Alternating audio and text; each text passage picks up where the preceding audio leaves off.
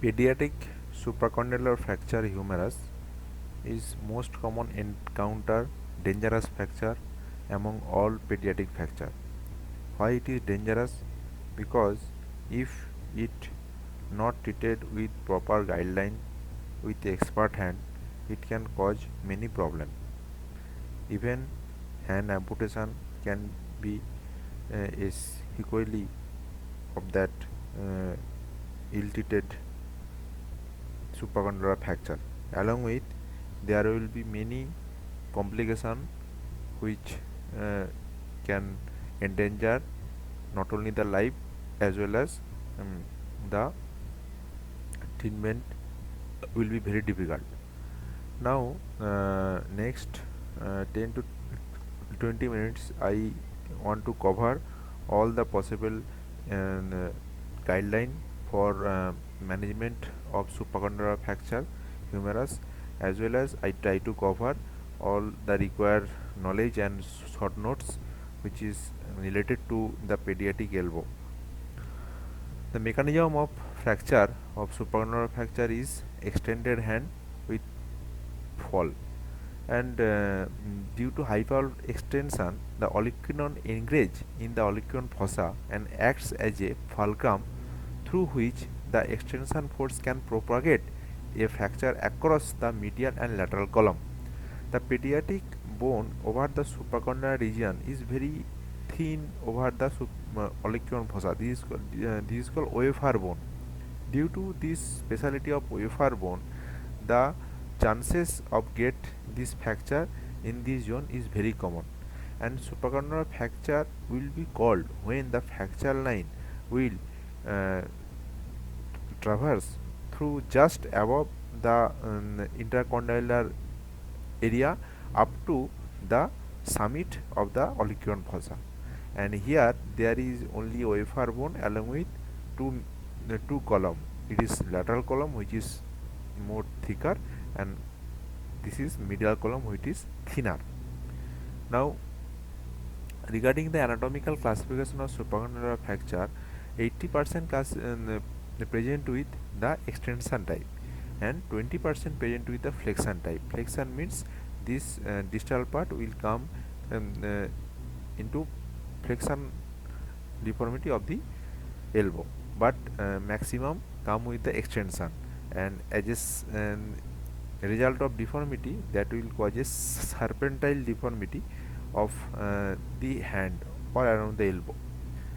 And sometimes due to this injury the proximal portion of the humerus gets rotated, and the sharp end of the bone can be uh, come through the brachialis muscle, and it come just under the skin, and just under the skin it can enter in the subdermal space, and it can cause a puckering of the skin.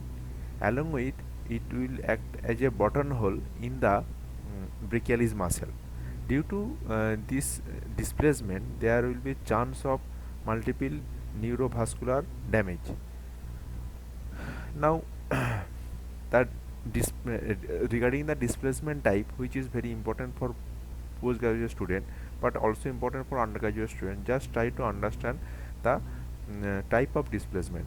Type 1 is undisplaced, and there will be only one cortex, single cortex, most commonly anterior cortex will be break, but displacement will be very minimal and clinically characteristic by pain and swelling over the around the elbow following a history of trauma. Now type 2 is also involved in the second cortex, but that will not too much displace, and on the AP view there will be a clear fracture line seen from AP view, and clinical feature will be same as type 1. And type 3 is totally displaced, where this the AP view can be superimposed with the distal part and the proximal part, and the lateral view there will be huge rotation of the proximal sharp end of the bone, and it is also called fishtail sign. it looks like a tail of the fish. Now, even after reduction, the difficulty of this type 3 supracondylar fracture is rotation. Due to instability, there will be chance of rotation, and this fistula sign will be present. And this fistula sign this signifies that rotation and this deformity is not accepted. And nowadays it again there is special type of the name of the classification is called Gartland, and it is modified because sometimes in type 3 fracture where posterior capsule is damaged, then that may be very unstable, and some type 3 fracture under the CM during the reduction it will be highly unstable under CM, that is called type 4. After 2 to 3 honest skillful attempt it cannot be maintain stability. This is called type 4 Garland displacement. And last but not the least, there is a special type of supracondylar fracture. This is called medial column collapse type. Why it is so significant? Because it can be a notorious cause of malunion, and in the long run if it is not corrected and due to loss of Bowman angle, and it can cause a varus man alignment. I will discuss the Bowman angle in later. So for undergraduate student you can just utter, and there will be 3 type 1 2 3. For postgraduate you have to know all the things. Now radiological assessment of the pediatric elbow is very difficult because the ossification center around the elbow can be mimicked with the fracture. So you have to know the normal anatomy first, then you have to go for or search for the pathognomonic sign for supracondylar fracture. After clinical examination, when you will offer an X-ray, you have to offer an X-ray of the elbow AP and 90-degree lateral flex elbow lateral view. On AP view, we have to check the Bowman angle. What do you mean by Bowman angle? Bowman angle is this is the ossification center of the lateral econdyle. Now this is the joint line. Now if we draw a joint line horizontal to this normal line through this epiphysis, and if we want to check the epiphyseal and diaphyseal gap, there will be a line, this angle. If we so rest of this angle is called Bowman angle, and this Bowman angle in a normal distal humerus in the pediatric must be under 60 to 80 degree. Why it is so important? Because it is a good measurement, and it helps during the reduction of that supracondylar fracture. If Bowman angle is not accepted after reduction, that reduction may cause malunion. Most commonly cubitus varus will be the sequelae. And on the lateral view there will be a normal teardrop sign. Teardrop means, see, this is the lateral view, and due to the anterior posterior wafer bone there will be a teardrop, and this is the lateral condyle. So this is called teardrop sign. This is the normal.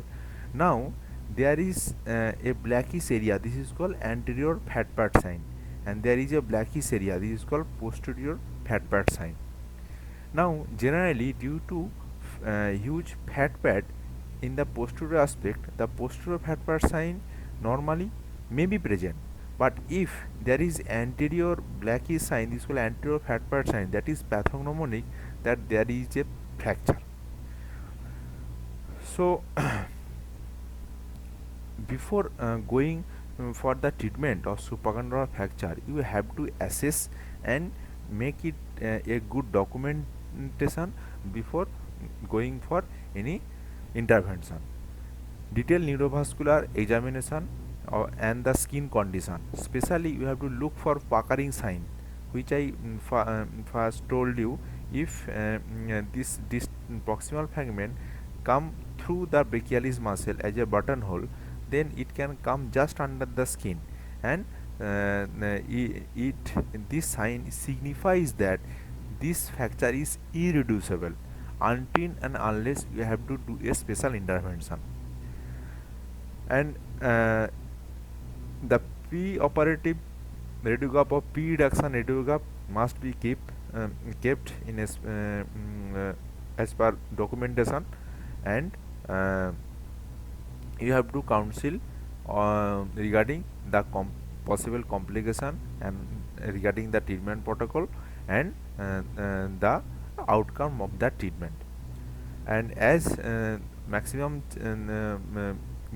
this fracture is in the pediatric age group, so mother and all the family member must be counsel, and a written consent must be taken before doing any intervention. Now this proximal portion of the sharp bone which is come through a buttonhole to the brachialis muscle, if we want to reduce it by extension, traction and try to do flexion, that will cause more problematic and it cannot be reduced. So if we just milking out through the lateral epicondyle ridge, anteriorly the biceps and brachialis and posteriorly the triceps, and will making out and squeezing downwards, then this brachialis muscle comes out, and this proximal part of the sharp bony ends will just pop up, and suddenly that elbow going to reduce. When the elbow will be flexed, then you can assure that this buttonhole has been reduced. But at emergency, child was as their child, that reduction is very difficult. But the ideal protocol, all reduction must be done under general anesthesia. For our practical issue, I just want to discuss or I just want to give you a small information. Though all the reduction must be done under general anesthesia, but due to some anesthesia issue in our practical issue in our day-to-day emergency OT, you have to wait, or sometimes the patient is not properly pre-anesthetically, patient need at least 5 to 6 hours or 8 hours NPM is not possible. So for the time being, if you are dealing with a type 3 supracondylar fracture with this type of displacement, try to do a reduction gently, and that and just give a slab to stabilize the elbow, and give a good cotton bandage all over the elbow, and that will help to prevent the compartment syndrome, and it also alleviate the pain. Now the ideal treatment protocol for any supracondylar fracture more than type 2 displacement needs reduction under C-arm guidance and percutaneous K-wire fixation. The percutaneous K-wire fixation means there will be a very small hole, and we will put this K-wire in eye estimation, and we will check it AP and lateral view from by intraoperative C-arm machine. And this maneuver help us to prevent the displacement of the distal part in future. After that, we will put a slab and that pin will be kept for 3 weeks. After that, the slab will be removed and the elbow movement will be advised. And after 1 month, the pin will be removed, and the total elbow movement will be allowed. If this fracture came with a open fracture, if there is associated with vascular injury, and and sometimes the patient cannot manage by close reduction, sometimes we can go for special intervention.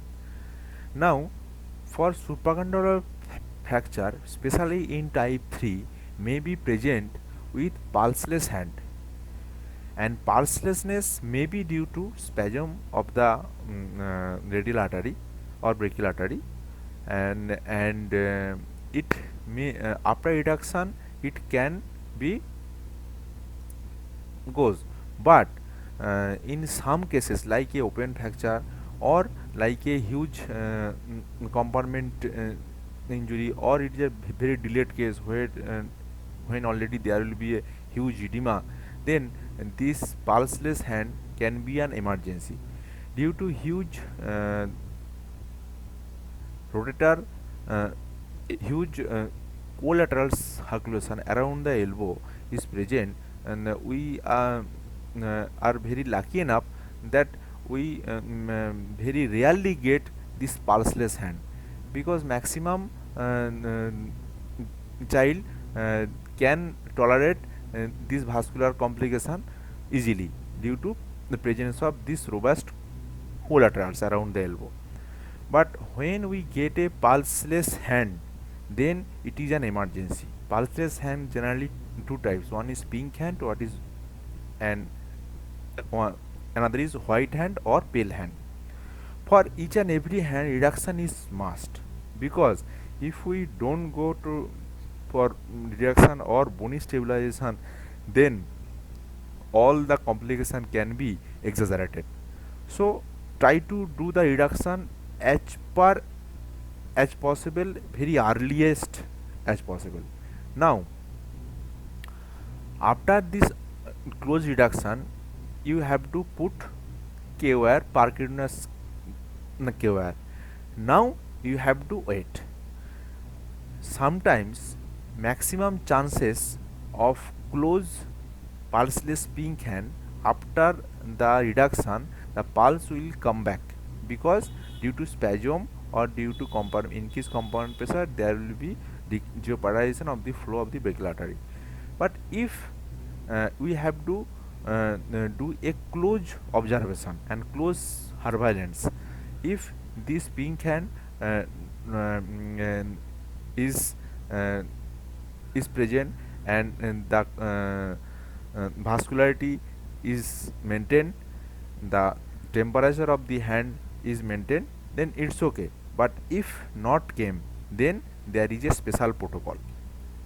The new guideline for pulseless hand, you have to take care, or you have to do a close observation by colorful duplex monitoring, or we have to go for magnetic resonance angiography, and we have to use a pulse oximeter for checking the blood supply.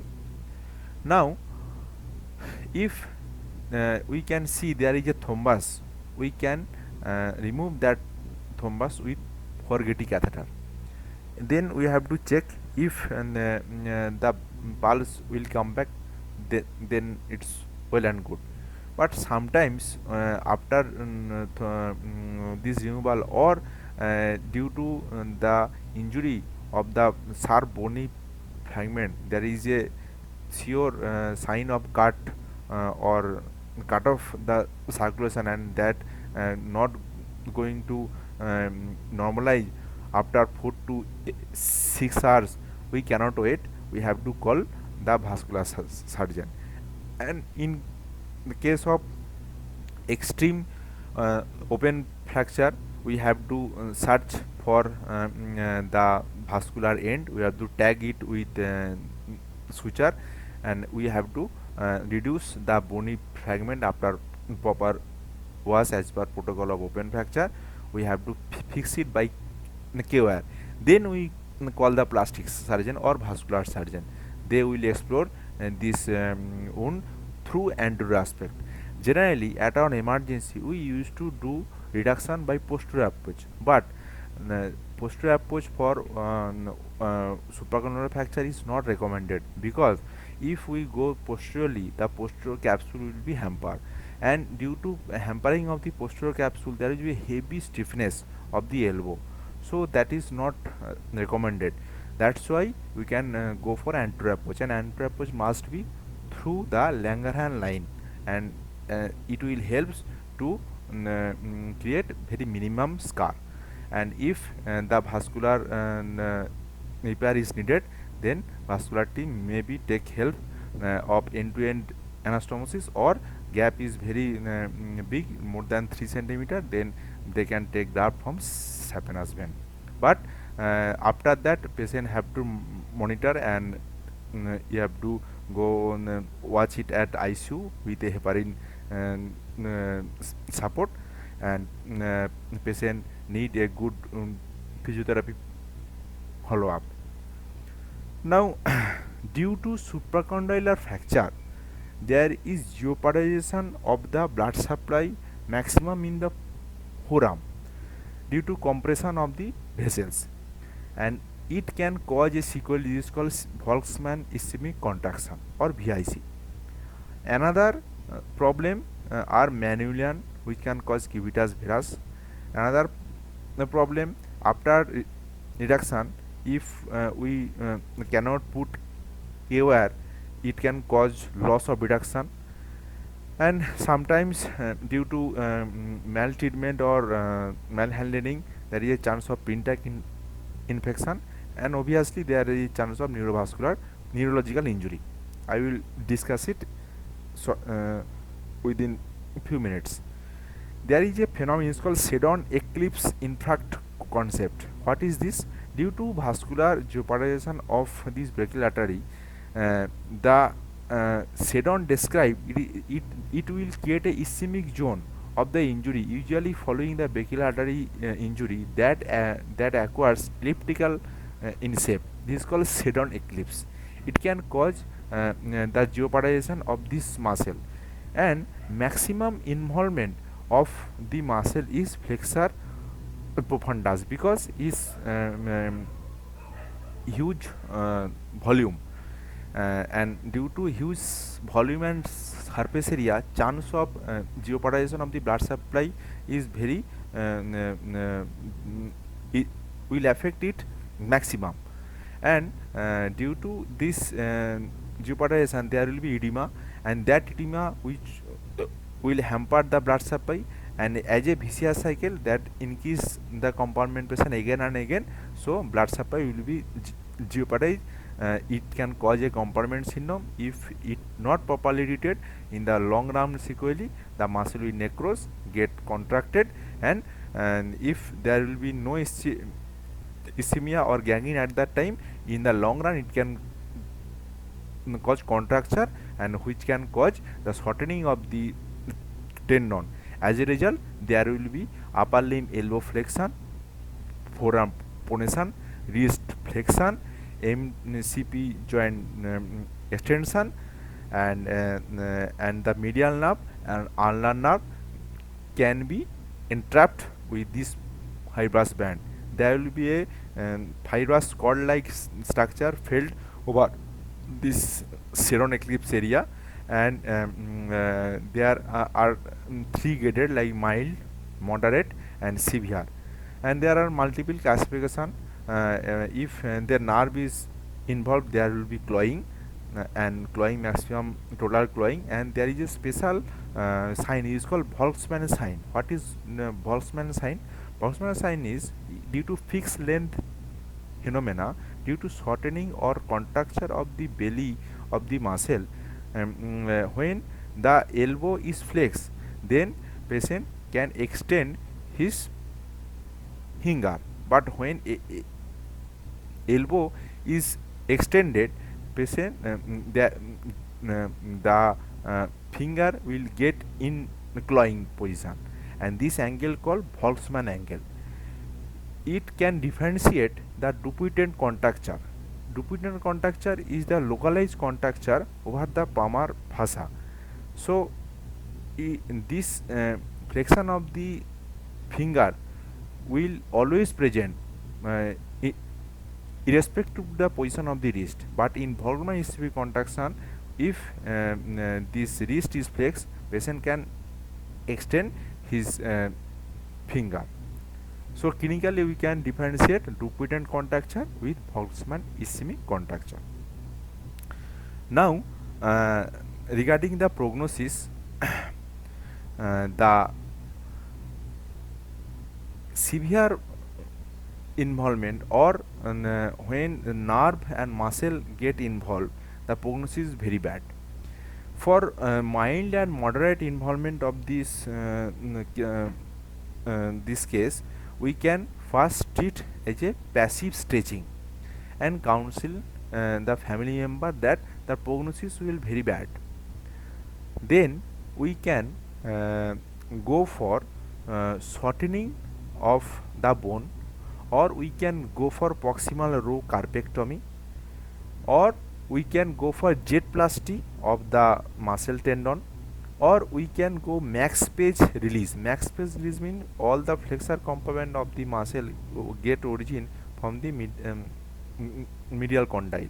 Now after opening of this area, we can remove the fibrous band, along with we can erase the origin of the common extensor origin, so the tendon will get its length.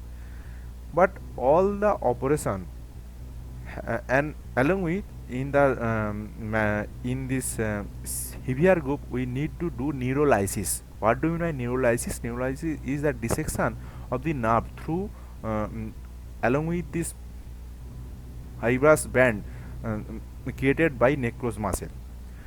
But whatever you will do for this type of Boltzmann ischemic contraction, as the compartment need already jeopardized and thus huge scar tissue, then chance of re-scarring is maximum, chance of wound breakdown is maximum, and chance of elbow contracture and persistent deformity and re-deformity and relapse of the problem and decrease the power of the muscle and will occur. So all the effort can be goes in vain. And in mild case, maybe by preoperative physiotherapy or postoperative physiotherapy protocol, that the result will be better. But in the in the severe case, prognosis is always guarded, and there is a special treatment for nuisance hand. Means suppose there is a osteomyelitis of the bone, there is a huge deformity and huge contracture for so many times. Actually this type of case is neglected cases, and there is no hope to get the nerve regeneration. In that case we can go for tendon transfer, but again it will have its own complication. So in that case we can consider amputation also. It is the last treatment resort for Boltzmann ischemic contracture. Now the next most common complication of injury around the elbow is myositis ossificans. Myositis ossificans most commonly occur due to trauma, and the cause is due to bone morphogenic protein stimulation of primitive stem cell of the soft tissue from the osteoblast, and is can cause solidification of the organized hematoma and fibroblastic hyperplasia and osteo formation of the anterior headpad sign or anterior hematoma, and it can cause the stiffness around the elbow. And the most common site of myositis ossificans is brachialis muscle around the elbow, and after the hip operation there will be abductor muscle. Or in case of spinal injury or prolonged bedridden patient, there is a chance of heterotopic calcification around the hip or knee, and traumatic paraplegia and after closed head injury, there is a chance of or increased activity of bone morphogenic protein receptor, As a result, there is a chance of heterotopic calcification around all over the body is present. And the treatment is watchful activity and only stretching exercise, but maximum are conservative. If this myositis get a palpable mass and it can cause restriction of the movement, then we can go for wide excision.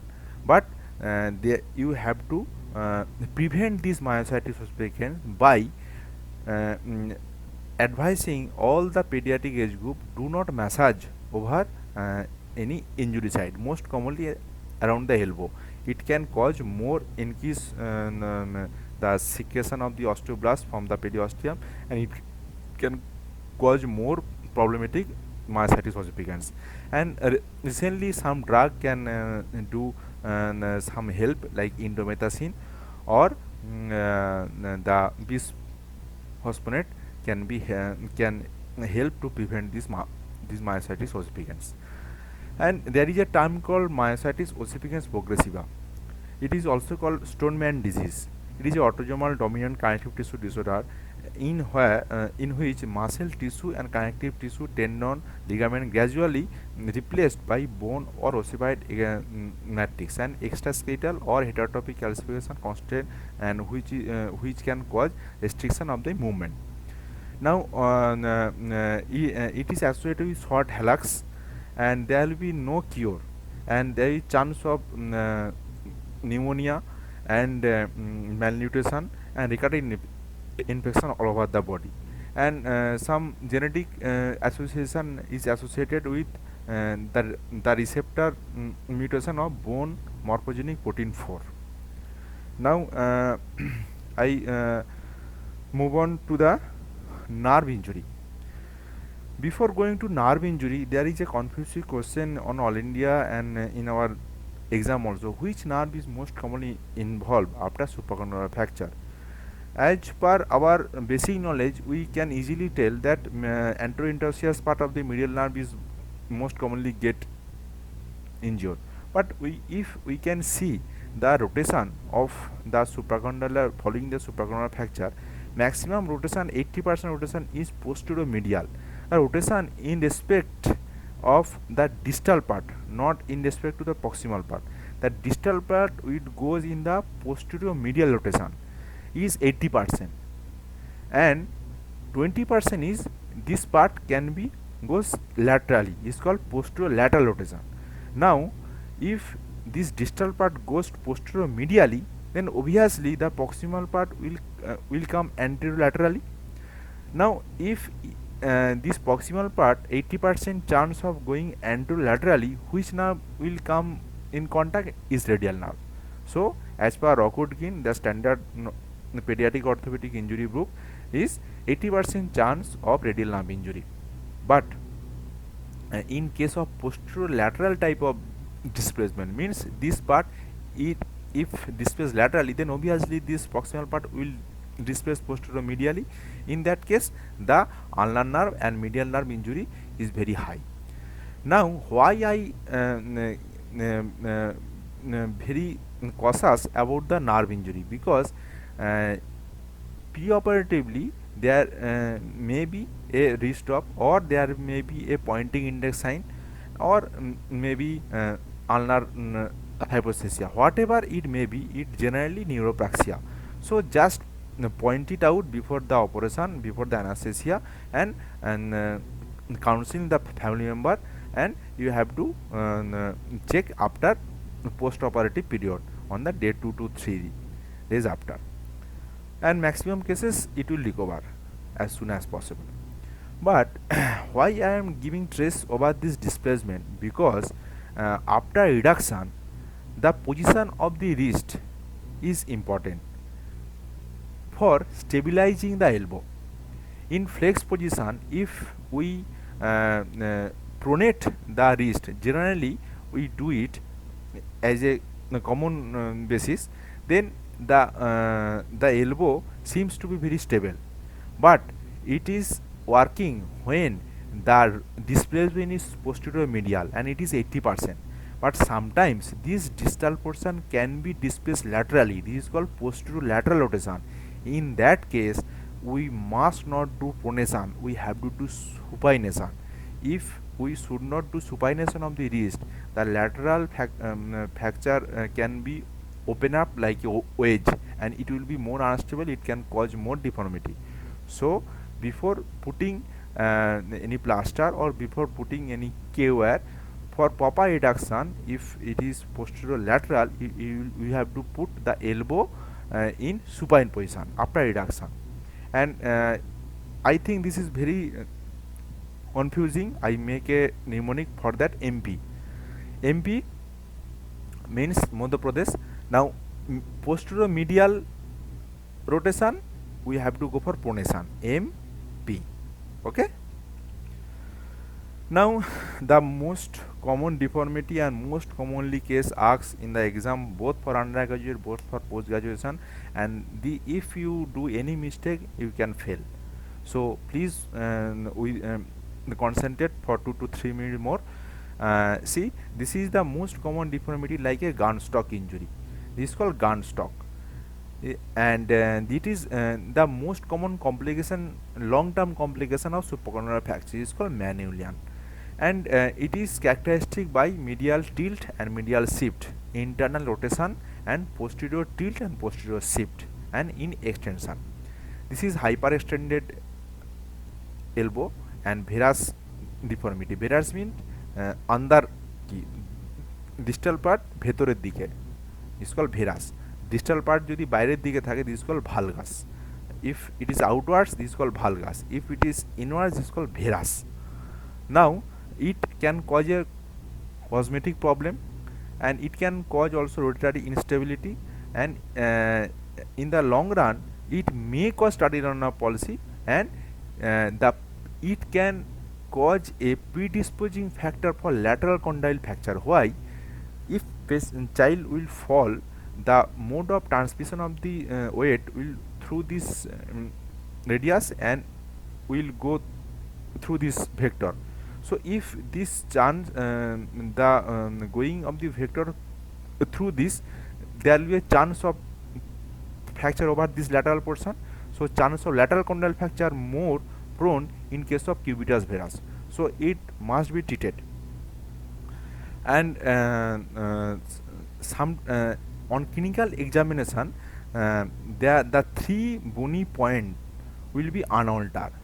In extension, that will be on one single line, and there will be the same distance, and on flexion there will be isosceles triangle.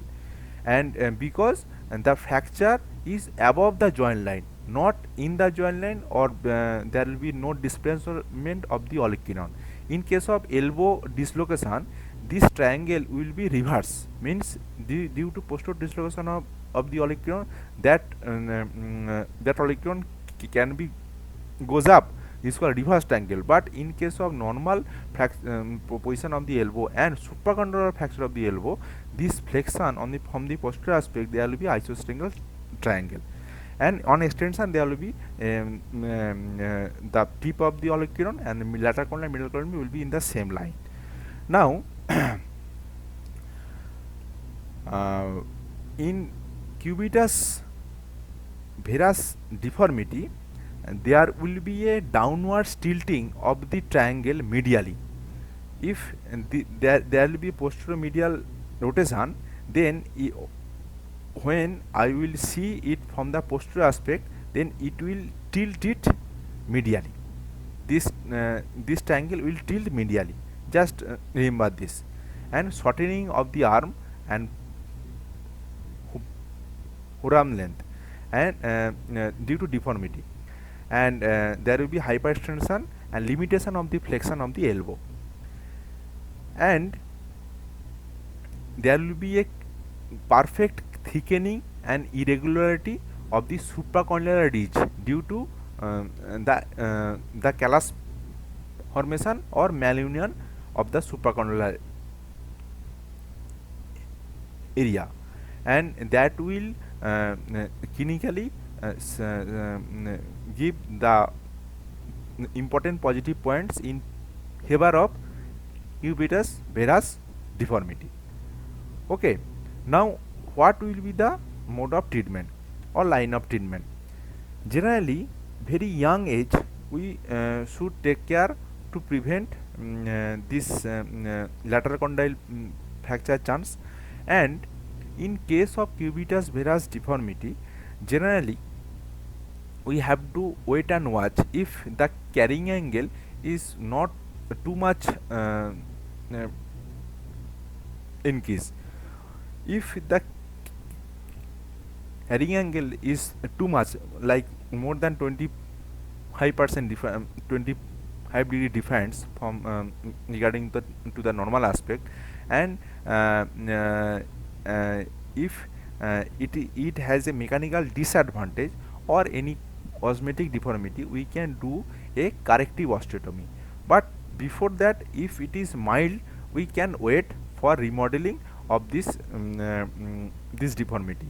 It can be corrected, but if it very odd looking and there will be very malalignment, and the degree of the deformity is huge, then we can go for osteotomy or corrective osteotomy. So what type of corrective osteotomy we can go? We can go for modified French osteoclysis. What do we mean by osteoclysis?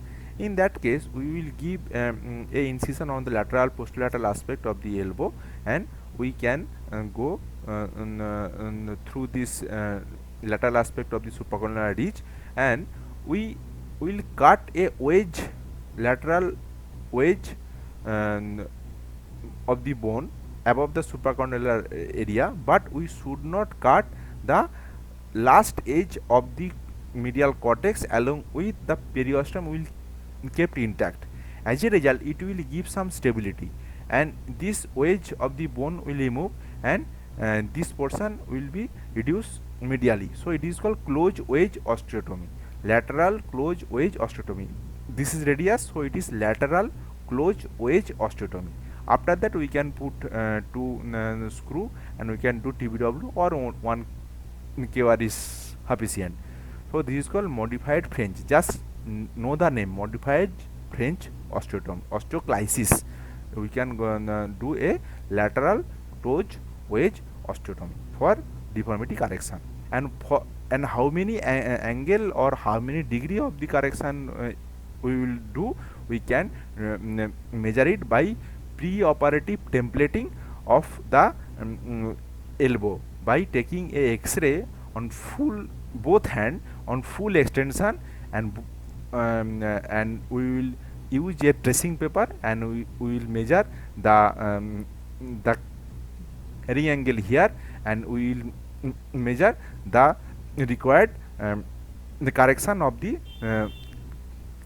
carrying angle, and as per required of the carrying angle correction, we will make a template over the tracing paper placed on that X-ray, and we will make a similar template of aluminum foil, and we pre-operatively, after planning of that aluminum cutting that aluminum foil, we will give this aluminum foil to the sister in charge before the day of operation, and during the operation we will take it out this template, and we will put it over the supracondylar region, and we will take the cut. But always go some extent less, 1 to 2 millimeter less, because if we do over correction, that can cause problem. Always do some degree under correction, it will help. And always go for osteoclysis, not osteotomy. If we do osteotomy, that will be very unstable, so fixation will be very difficult in that case, and there is chance of nerve injury and vessel injury also. Now another name for post graduation student, if sir asks for do you know any other type of osteotomy, we just utter the name, is called step cut osteotomy. We will cut a wedge or a triangle from the supracondylar region, and we will take it out the triangle, and we will put this with a proper alignment, and we will fix it with KR. But this is very technically challenging procedure. So step cut osteotomy is very technically challenging procedure, and there is another two osteotomy is called dome osteotomy or reverse dome osteotomy. Is the name itself signified if this osteotomy will be very smooth, this is called dome osteotomy, or if this dome is done in this direction convex towards the joint line, this is called reverse dome osteotomy. So the name itself signifies, and it will help during this type of osteotomy, but main motto to maintain the anatomical correction or correction of the ring angle intraoperatively. So just for undergraduate student, the mechanism, the clinical feature, and the name of the operation is maximum, but for under postgraduate student it will give as a short case, and in the practical the operative technique will be asked for. Now there is a very important topic is called cubitus valgus. It is very uncommon after supracondylar fracture, generally not occur, but if there is any lateral condyle fracture, then it can convert in the long run as a non-union lateral condyle, and it can cause a progressive cubitus valgus deformity. I just quickly go through this lateral condyle fracture. It is very common, and it may be undiagnosed if you cannot read the X-ray, and it can be missed. So try to read the X-ray. There is a small fracture line, and there is some small irregularity of this area, and clinically you can palpate there is a swelling and tenderness over the lateral condyle, not on the medial condyle, and the swelling will be on the lateral aspect only, and the as per displacement, more displacement is the grading is more, and type 3 displacement, the fracture will be flipped up. So articular surface will go into the fracture line, and the fracture surface go in front of the surgeon if we will give the incision. So reduction of this fracture will be very difficult during intraoperative period in case of type 3 lateral condyle fracture. For undisplaced fracture, treatment is very easy. We can type 1 fracture, we can go for plaster management, but when there will be rotation and displacement, we can go for open reduction. And we have to keep in mind, if this is more than 3 weeks old, then the chance of getting reduction is very difficult, or when we are going into the fracture, we have to take care that we should not remove the periosteum from posterior aspect, because the blood supply of this lateral condyle come through the posterior aspect by a tiny vessel. So the posterior medial soft tissue portion is very important. So there if it will get after 3 months, we should not attempt for any open reduction. We just put 2 AOR in situ, this is called in situ fixation. But if we get it fresh fracture, please do open reduction and just joystick maneuver, just put a pin and just rotate it, and after clinical reduction just put 2 KOR or a screw, it can help. And if we get in the late case, or if we don't do any reduction, then it can goes in non-union. Non-union means this fragment will not unite. There will be a fracture gap and sclerosis, and see, there is a fracture gap and the margin is sclerosis, and as a result, due to force, due to biomechanical force, that axis of the elbow is going to valgus. So due to proximal migration of the fracture, there will be progressive valgus. It is called cubitus valgus deformity. It is most commonly occur due to non-union of the lateral condyle, and the movement will be very jog of movement and very palpable fracture gap, and the supracondylar ridge will be, lateral supracondylar ridge will be thickened, but not the medial one. Now this can cause the bowing of tethering or attenuation of the medial মানে হচ্ছে compartment nerve. This is called ulnar nerve. Due to attenuation of the ulnar nerve, there is chance of tardy ulnar palsy. The tardy means late. Tardy ulnar palsy. Now, when we are going to deal any case of lateral condyle fracture late case, and we clinically can palpate this tingling sign or tinel sign over the middle aspect, and we can assess the ulnar nerve or there is a clawing, then we can go for prophylactic anterior transposition of the ulnar nerve. Just know the name, anterior transposition of the ulnar nerve. We just cut or dissect out the soft tissue around the ulnar nerve, and we will put it on the anterior aspect. So this the ulnar nerve will be safe from the attenuation or traction. So in the long run, that deformity or any compression type of problem of the ulnar nerve will get cured. So this is in details of cubitus valgus deformity. Now last but not the least, one type of pediatric problem is pulled elbow or nursemaid elbow. It is most common emergency we can get in pediatric fracture after supracondylar fracture. Is displacement of the radial head from the annular ligament, and it is commonly before the age of 6 years, and it can caused by pulling the arm in position. The clinically child will cry, and there will be pain around the elbow, and that child cannot do supination of the forearm.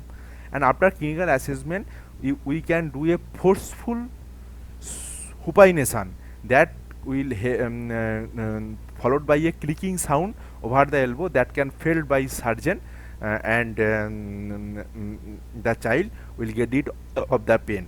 Then put a arm sling for 2 to 3 days, and that will help a lot. And do not tell for any massage over that area. It can cause the myositis ossificans. And advise the mother to follow up with a x-ray, and do not pull the child with the holding the hand. In future it can relapse again, and so this pulled elbow can be managed easily without a x-ray, but ideally you should get a x-ray done. But generally this type of child do not give you time. So I can cover all the details regarding the elbow problem, and now I am confident you can manage any emergency at pediatric age group fracture at around the elbow. Thank you.